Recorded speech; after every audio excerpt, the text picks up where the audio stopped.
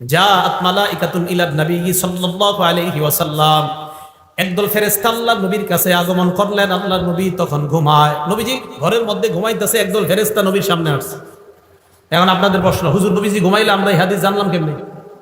নবী তো ঘুমাই রয়েছে, তো ফেরেশতাদের আসছে, নবী এই কথা আমগরে কেমনে জানাইলেন? পুরো হাদিস শুনলে বুঝতে পারবেন। নবী তো ঘুমাই রয়েছে, তাও আবার যেন কিতাব না, বুখারী শরীফের বর্ণনা। রাসূল সাল্লাল্লাহু আলাইহি ওয়াসাল্লাম ঘুমিয়ে আছে, ফেরেশতারা আসছে।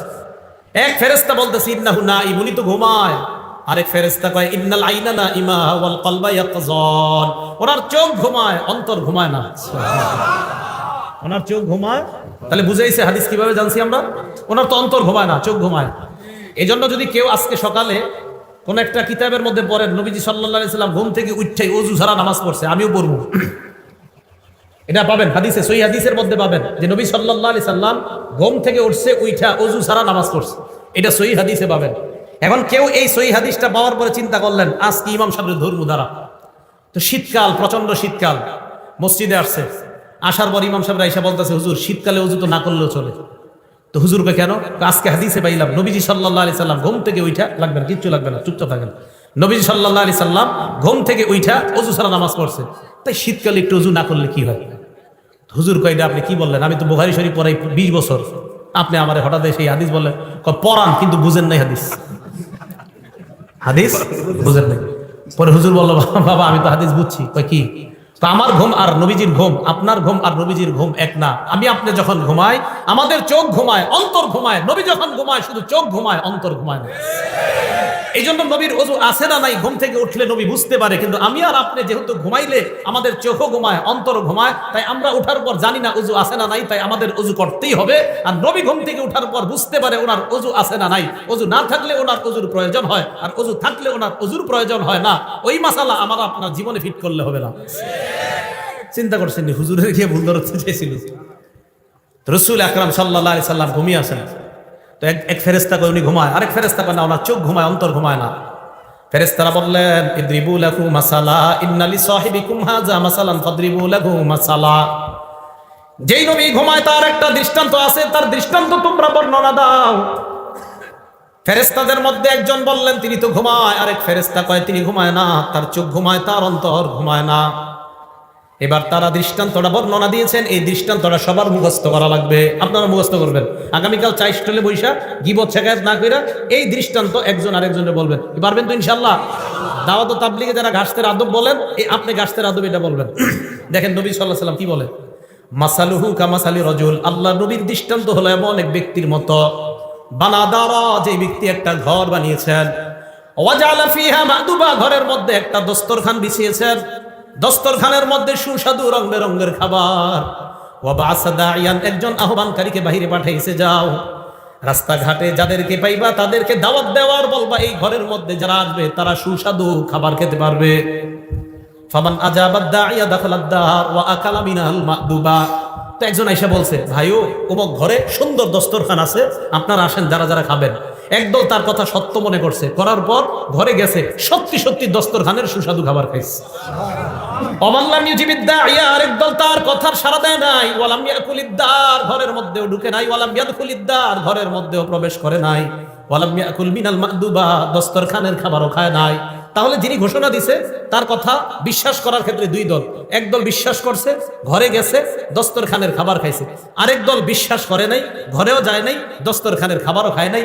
এই কথা ফেরেশতা একদল আরেক দলের সাথে বলা বলি করে, আমার নবী ঘুমায় আছে, তবে নবীর চোখ ঘুমাইতেছে, অন্তর দ্বারা সব উপলব্ধি করতেছে। এই কথা বলার পর ফেরেশতারা বললেন আউযিলুহা লাহু, এটার ব্যাখ্যা দিয়ে দাও, এই যে কথাটা বললাম এটার ব্যাখ্যা দাও। এবার ফেরেশতারা ব্যাখ্যা দিতে লাগলেন, ফাদ্দারাল জান্নাহ, ঘরের দৃষ্টান্ত হলো আল্লাহর জান্নাত, দস্তরখানের দৃষ্টান্ত হলো সুস্বাদু খাবার। জান্নাত যিনি বানিয়েছেন তিনি হলেন আল্লাহ, আল্লাহ জান্নাত বানাইলেন, দস্তরখান বিছাইলেন, একজন আহ্বানকারী পাঠাইলেন। এই আহ্বানকারী অন্য কেউ নয়, এই আহ্বানকারী হলেন যিনি ঘুমিয়ে আছেন, মুহাম্মদ সাল্লাল্লাহু আলাইহি ওয়াসাল্লাম। তাহলে মুহাম্মদ সাল্লাল্লাহু আলাইহি ওয়াসাল্লাম আমাকে আপনাকে ডাকতেছে ওই ঘরের দিকে, ওই দস্তরখানের দিকে। নবীর কথা মানার ক্ষেত্রে আমাদের মধ্যে দুই দল, এক দল কথা বিশ্বাস করে ঘরের মধ্যে যায়, এর মানে যারা নবীর কথা মানবে তারা আল্লাহর জান্নাতের মেহমান, তাহলে তারা জান্নাতের মেহমান হবে। শেষে কি বলে দেখেন, ফামান আতা মুহাম্মাদান সাল্লাল্লাহু আলাইহি ওয়াসাল্লাম, যারা আল্লাহ নবীর কথা মেনে নেয় তারা আল্লাহর অনুসারী হয়ে যায়। ওমান আসা মুহাম্মাদান সাল্লাল্লাহু আলাইহি ওয়াসাল্লাম, যারা নবীর কথা না মানে তারা আল্লাহর নাফরমান বান্দা হয়ে যায়। তাহলে দুইটা, একটা নবীরে মানা আর একটা নাফরমানি করা। বলেন আমরা কোনটা মানবো না নাফরমানি করব? মানবো, কারণ এই যে সূরা হাসরে ওয়াদা করছি নবী যা বলবে তা গ্রহণ করব। ভুলে গেছে? কোরআনে না ওয়াদা করছি যে আল্লাহ বলছে নবীরে যা দিয়েছি তা গ্রহণ করবা। আমি গুরুত্বপূর্ণ একটা কথা বলার জন্য শুধু এগুলো বুঝাইতেছি যে আল্লাহ বলছে আমি যা দিয়েছি নবীরে তা গ্রহণ করো, আর আমরাও নবীর থেকে জানলাম হ্যাঁ নবী আপনি আমাদেরকে যা দিবেন আমরা অঙ্গীকারাবদ্ধ গ্রহণ করব। সাহাবা উবাদা ইবনে সামিত রাদিয়াল্লাহু তাআলা আনহু কি বলেন দেখেন, নাসাই শরীফ হাদিস নাম্বার 4149 নম্বর হাদিস। তিনি বলেন বায়আনা নবী সাল্লাল্লাহু আলাইহি ওয়াসাল্লাম আলা সামঈ ওয়াত তাআ, আমরা নবীর হাতে হাত রেখে বায়াত হলাম আলা সামঈ, নবীর কথা শুনবো, ওয়াত তাআ, নবীর কথা মানবো। বলেন নবীর কথা, নবীর কথা কেন সূরা হাসরে ওয়াদা করছি নবী যা বলবে তা গ্রহণ করব। এখন উবাদা ইবনে সামিত বলেন আমরা নবীর কাছে বায়াত হলাম, নবীর কথা শুনবো, নবীর কথা মানবো।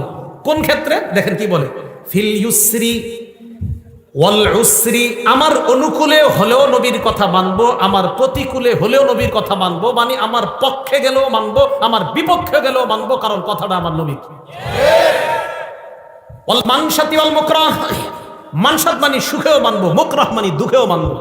তাহলে সুখের সময় আমার নবীকে মানবো, দুঃখের সময় নবীকে মানবো।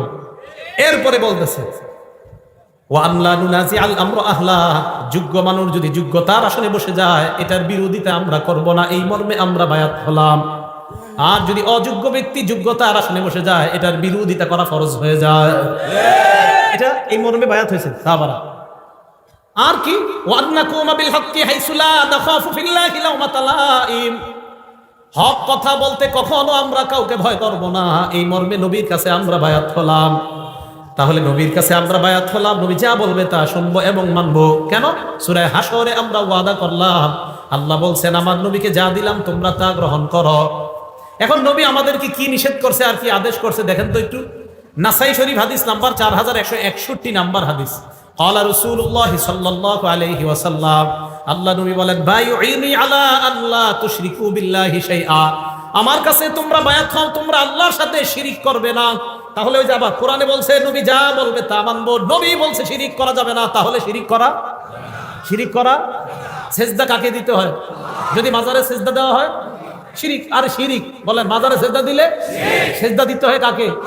আল্লাহকে। আল্লাহ বলছে শিরিক করো না, নবী বলছে শিরিক করো না, তো নবীর কথা কেন মানবো? আল্লাহ বলছে নবী যা দেয় এটা গ্রহণ করো। তাহলে এক নাম্বার শিরিক করো না, এই মর্মে বায়াত হোক, তো আমরা বায়াত হলাম।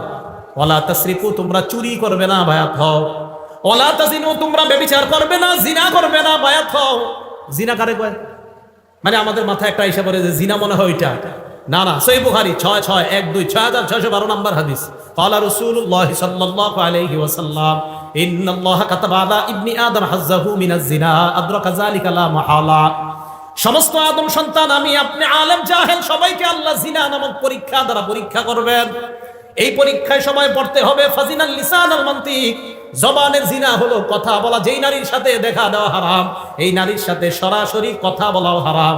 সরাসরি কথা বলা মোবাইলে, এটা আসতে হইলে বলবো। যেই নারীর সাথে সরাসরি দেখা দেওয়া হারাম, এই নারীর সাথে সরাসরি কথা বলা মোবাইলে, হ্যাঁ জোরে বলেন, মোবাইলে। তাহলে জিনাল লিসান আল মান্তিক, মুখের জিনা হলো কথা বলা। ওয়া জিনাল আইনি আন নাজরু, চোখের জিনা হলো দেখা, চোখের জিনা দেখা। ওয়ান নাফসু তামান্না ওয়া তাশতাহি, রং নাম্বারে একটা মেয়ের সাথে কথা বললেন, বলার পর বালিশে মাথা লাগিয়ে চিন্তা করতেছেন না জানি মেয়েটা দেখতে কেমন। আল্লাহ নবী কয় অন্তরের জিনা করলা। এটা অন্তরের জিনা। এটা কিসের জিনা? অন্তরের জিনা। তো এই জাতীয় জিনা মনে হয় পুরো এলাকায়, স্মার্টফোন তো চালানি না, এটা হওয়ারও সম্ভাবনা নাই।